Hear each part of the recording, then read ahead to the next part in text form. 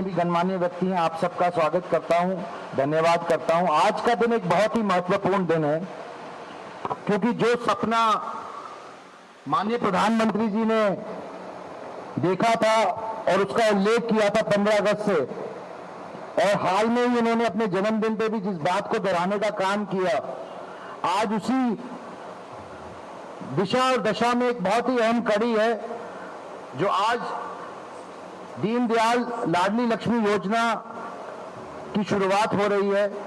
ये अपने आप में एक बहुत बड़ी उपलब्धि है सरकार के लिए, और जो वादा सरकार ने किया था और माननीय मुख्यमंत्री ने किया था वह आज पूरा करने का दिन आया है। और ये अपने आप में एक बहुत बड़ी उपलब्धि सरकार के लिए भी है और सरकार की सोच के लिए है। खासकर और विशेष तौर पर जैसे माननीय प्रधानमंत्री जी ने अपने पिछले उद्बोधन में कहा था कि अगर घर की महिला स्वस्थ होगी, सुरक्षित होगी, सक्षम होगी तो परिवार स्वस्थ होगा, परिवार स्वस्थ होगा तो समाज स्वस्थ होगा। तो सबसे पहले मैं धन्यवाद करना चाहता हूं माननीय प्रधानमंत्री जी का कि जिन्होंने हमें सोच दी, साथ में दिशा और दशा दिखाने का ये मौका दिया कि किस दिशा में हमें चलना चाहिए। मैं धन्यवाद करना चाहता हूं राज्य सरकार का, माननीय मुख्यमंत्री जी का, जो उन्होंने काफी प्रयासों के साथ ये कदम उठाया है।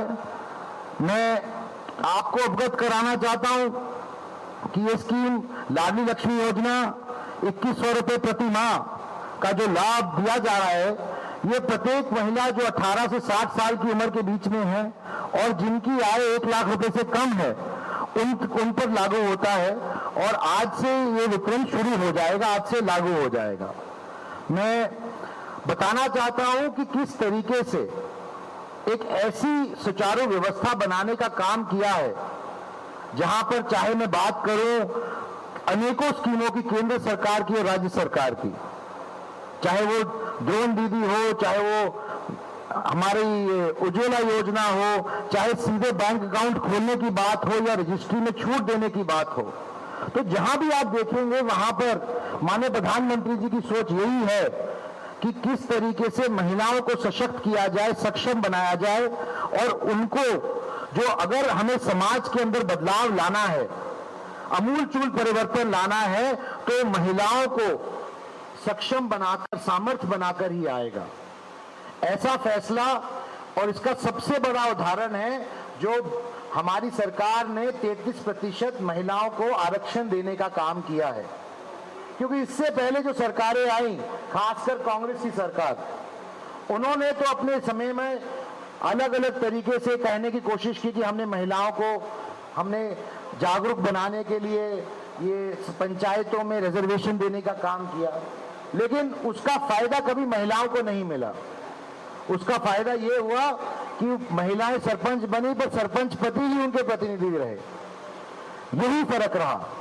लेकिन अगर हम वाकई चाहते हैं कि महिलाओं को सशक्त और सक्षम बनाया जाए, तो हर प्रकार से, स्वास्थ्य के नजरिए से, आर्थिक नजरिए से हमें उनको सक्षम बनाना पड़ेगा। ये सोच है प्रधानमंत्री जी की, और इसी के तहत ये बहुत ही अहम फैसला लिया गया है, और मैं इसके लिए आप सबको बधाई देना चाहता हूं।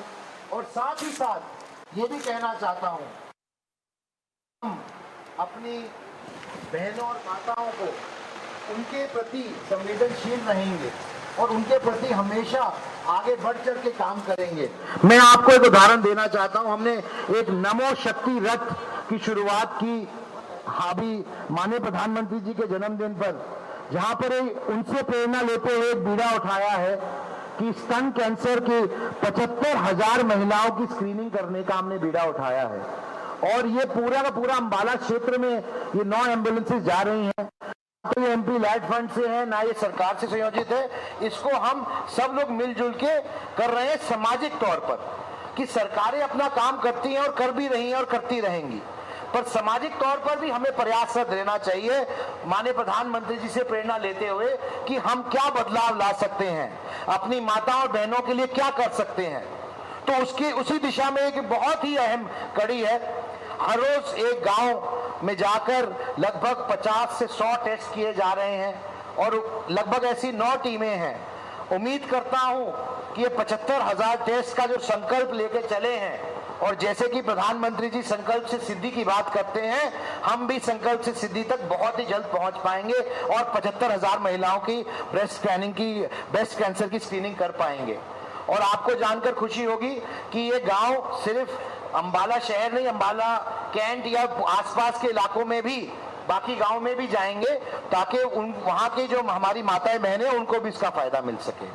मैं एक बार पुणे लाडली लक्ष्मी योजना की आप सबको बधाई देना चाहता हूं और साथ ही साथ ये बताना चाहता हूं कि ये एक ऐसी स्कीम है जिसका फायदा प्रत्येक घर की महिला को मिलेगा और जो सरकार ने वायदा किया था उसको आज पूरा करने का काम कर रही है।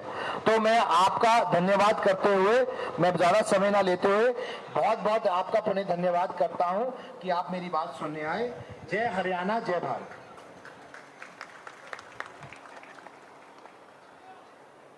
धन्यवाद शर्मा जी।